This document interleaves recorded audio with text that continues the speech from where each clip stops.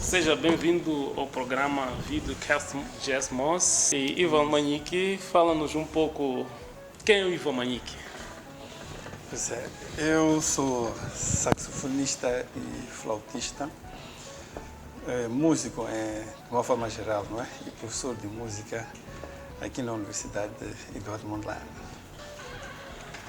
Sou compositor e sou intérprete também, moçambicano, de world music e jazz, né? Vou dizer, assim dizer. Professor Ivan, fala um bocadinho da sua infância, como é que foi a sua infância, a juventude até cá? Pois é, em termos musicais, eu comecei a frequentar a escola de música da Rádio Moçambique. Acho que foi em 93, uma coisa assim, ou 94, por aí.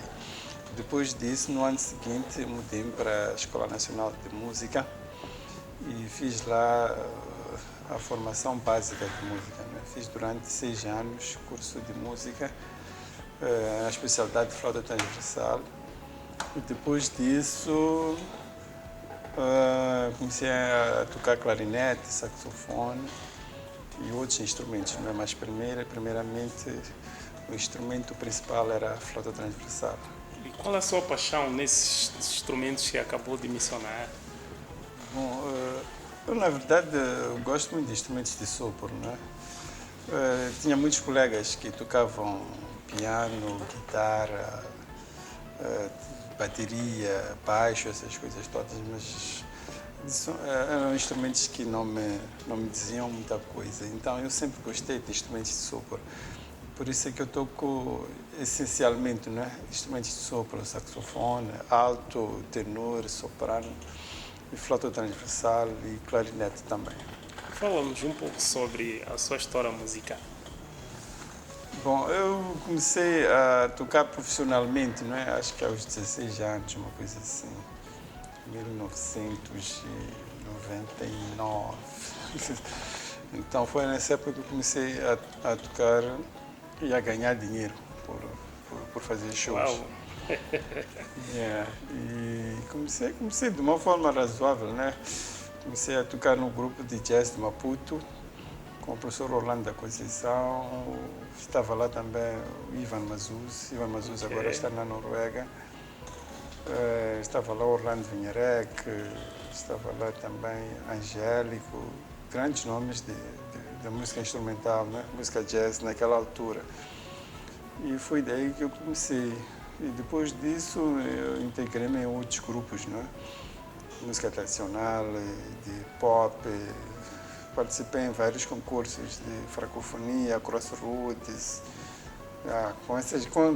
com grandes bandas que agora, vou dar um exemplo, que é a banda Cacana.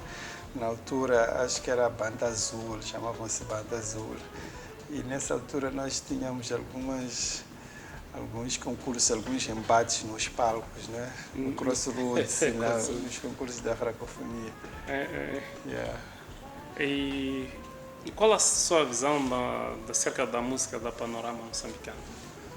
Música atual aqui em Moçambique? Sim, aqui em Moçambique. Bom, eu penso que está a seguir o seu caminho, não é? Nós ainda temos que, se calhar, forçar um pouco o consumo da música nacional, porque nós temos muita riqueza em termos de ritmos, em termos melódicos. Vou dar um exemplo. Aqui no sul tu tens o xigubo, tens macuaiela, tens Ngalangas, no centro tens Semba, no norte tens Tufo, tens Mapico, tens uma vasta riqueza em termos de musicalidade. E nós ainda não estamos a usar, a usufruir dessa riqueza toda. Então há uma necessidade de haver um movimento no sentido de promover o consumo da música nacional, não é? Esse que é fundamental, porque nós estamos a consumir música essencialmente de fora, não é? E não há essa necessidade, nós já podemos consumir música nacional. E só falta esse incentivo no sentido de se consumir mais a música nacional. Como estudante e professor da Escola de Comunicação e Arte, qual é a sua estratégia em termos de buscar mais parcerias a nível internacional e a promoção da música nacional? Bom, parcerias em termos internacionais, fazemos aquilo que nós podemos, né? A partir do momento que a gente recebe aqui, normalmente nós é que recebemos os músicos estrangeiros. Para ir para fora é um pouco mais difícil, porque os nossos promotores de eventos normalmente não levam músicos daqui para os outros países. Trazem mais os músicos de fora para cá. E a partir desse contacto com os músicos internacionais, a gente troca e-mails, troca contactos, né, no sentido de, eventualmente, se houver a oportunidade de ir para fora, a gente possa ir, né, e apresentar lá os nossos trabalhos. Mas, geralmente, o sentido é inverso. Eles é que vêm para cá e fazem os seus trabalhos aqui, e gravam conosco, coisas assim. Ainda não há assim uma grande interação no movimento daqui para fora. E, além disso, vamos falar um bocadinho da sua identidade. O que significa o boné? Em todo espaço onde está, sempre porta o boné. Eu acho que é uma marca, né? Cada artista cria a sua própria identidade, a sua marca. E foi-me sugerido que, na verdade, foi uma coisa não propositada, não é? Foi uma coisa que, em vários shows, eu andava com um boné. E as pessoas começaram a dizer que, olha, se tu apareces sem um boné, fica uma coisa estranha. Então, o boné fica uma marca. Uma marca. Yeah, é isso. O que está preparando para o futuro, para a questão da música moçambicana? Essencialmente, vou gravar meus temas. Eu tenho muitas obras, não é? Que eu toco em festivais, em casas de pasto, obras registradas minhas, mas ainda não estão gravadas. Entretanto, vou gravando uma a uma, não é? Com aquilo que eu posso, porque a gravação em estúdio não é barata, é muito caro aqui em Moçambique. E geralmente para a pessoa fazer um disco precisa de patrocínios, essas coisas todas. Enquanto não tiver patrocínios, vou gravando uma a uma. Falando de patrocínio, quais são os benefícios da música para a sua vida pessoal? Bem, eu penso que a minha vida, essencialmente, foi suportada pela música, não é? Eu tenho uma formação em gestão de sistemas informáticos nível médio, mas praticamente nunca usei isso. O que eu usei foi o fato de eu ser professor de música e o fato de ser músico. Isso é que sustentou a minha vida até agora.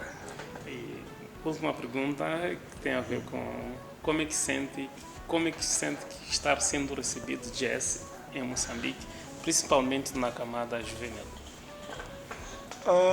Os jovens são alguns, né? Alguns escutam jazz. Na verdade, quem escuta jazz, a maioria dos jovens que eu vejo são os instrumentistas, né? E alguns jovens daqui da cidade, coisas assim. Mas os jovens da periferia, dos bairros, estão mais para a música popular, estão mais para agora é o amapiano, antes era o kuduro, era o rap, essas coisas todas. Agora está está-se no amapiano. É uma nova tendência. É uma nova tendência. Então, mas em termos gerais, as pessoas que escutam jazz são os que se interessam por aprender instrumentos musicais. E o jazz é uma ferramenta muito útil para quem quer aprender a tocar instrumentos ou quem quer tocar, não é? E outra coisa, que o jazz também é uma linguagem que permite a pessoa integrar-se em qualquer estilo de música, não é? Okay. Então, se a pessoa quer tocar marabenta, quer tocar amapiano, quer tocar house... É possível fazer essa mixigenação, amapiano e jazz?